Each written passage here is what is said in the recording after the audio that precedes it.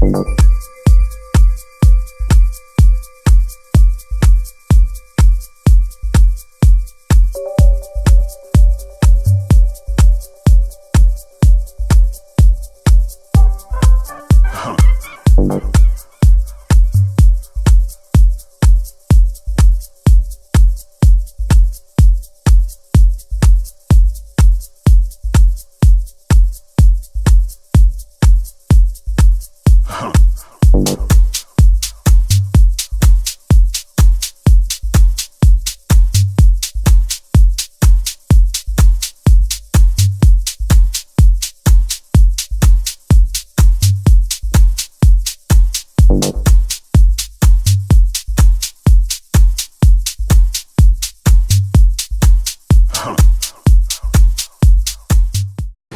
I listen to your music, I always wonder, like, how is your process when you go to sit down and create a new track?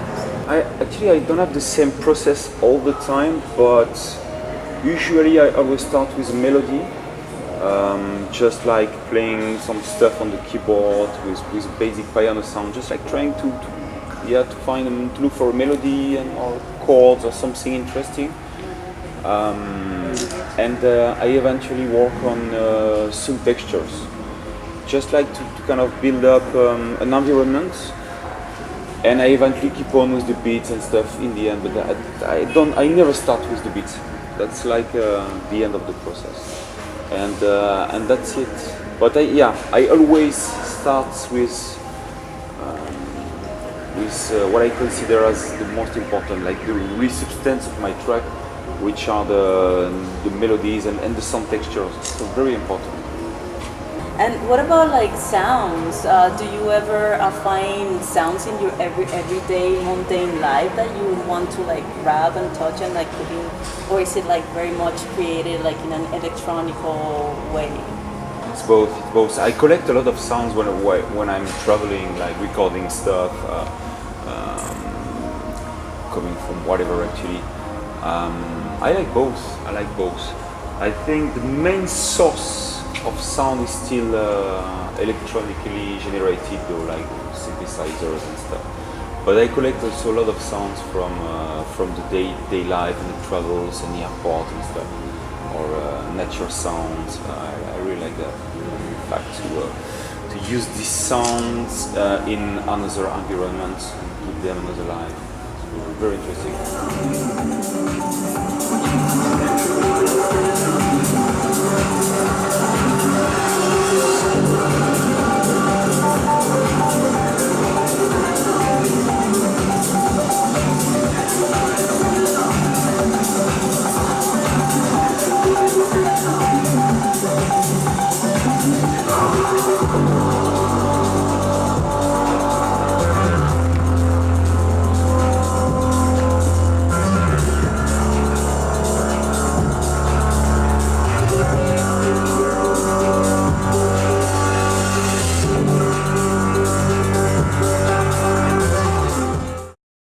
And so tell me a little bit more about your mathematician part of life. Oh wow! That's something that, how does that go along in your music? Yeah, I ended up being Dracula, so it's not been a very successful.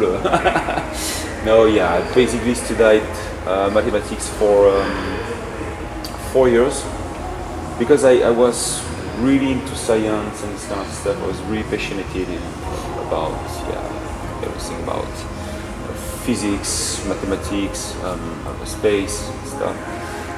But at some point I had the opportunity to travel. I met Laurent Garnier and I had the opportunity to release music on his label of communications and to travel with him and to start to build up a career. So I stopped the university. That was a very strong moment when I called my parents and told them, okay, I'm gonna stop mathematics, I'm gonna do techno music. It was like, it was a special moment, but Like coming out of the closet being a DJ. Yeah. When you come to a city like this, right, that is not so much on the map as far as electronic music, do you tend to improvise more because you're very live as a DJ? Do you tend to experiment more with your sound as opposed to you know, where they have seen you so many times is Germany and things like that, or France. Maybe, but it's not about the city being on on the map or not. Like big city or small city, it really depends of the crowd. Some crowds allow you to basically to improvise and to share a stronger moment. You know what I mean? And I mean that's my first time in Barranquilla, but it's gonna be probably this kind of moment. Yeah, That's the feeling I have here. You know, like I think that the people really want to share something special, and you have this, how can I say, you have this feeling of being relaxed, you know, when you're on stage. You don't have the stress so yeah, but that's the same in Berlin, that's not the same in Paris, for instance. Paris is different crowd, it's a good crowd, but you have to give them exactly what they expect. It's like, okay, it's like, Is that because you already have a huge name there and they have an expectation of your sound? no, that's because of how can I say in English, like of their behavior. It's because of their character. Okay, It's totally different character instead of mine. I see. And like as you said, it's the first time you play here. What have you heard about this city in particular? Have you heard about anything about our city? Or? I have heard a lot of good things about friends of mine who came here for performing, and this is also a part of the world which I really like. You know, like this Caribbean coast from here in Panama. So that's it. So I'm really, really, really looking forward to performing and meet this beautiful crowd. I'm sure you will love it.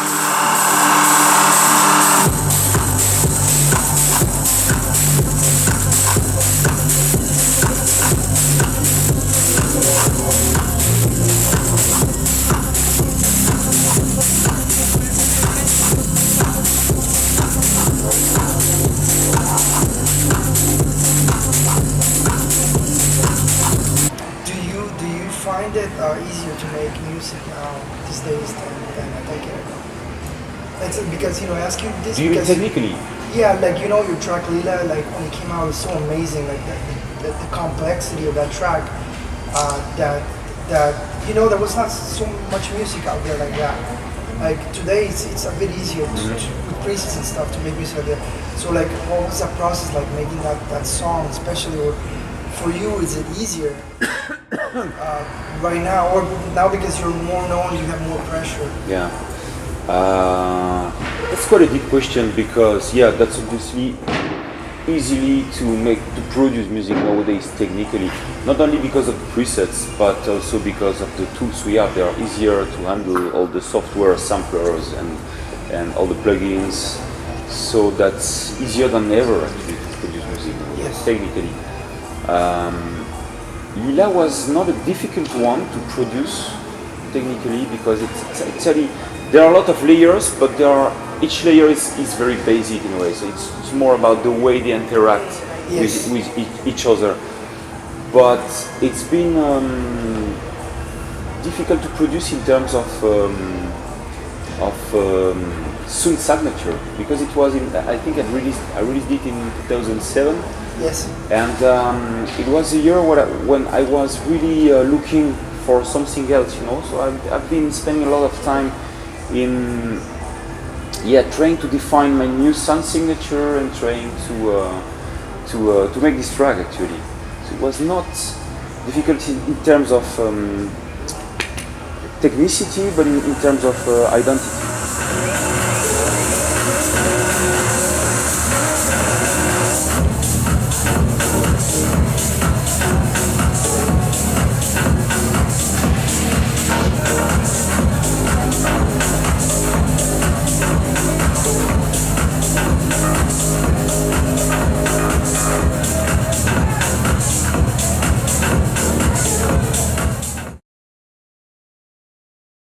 I love Halloween. I love Halloween time, but this day is special because I'm a vampire for the very first Oh, time. it looks very good, like Cape one.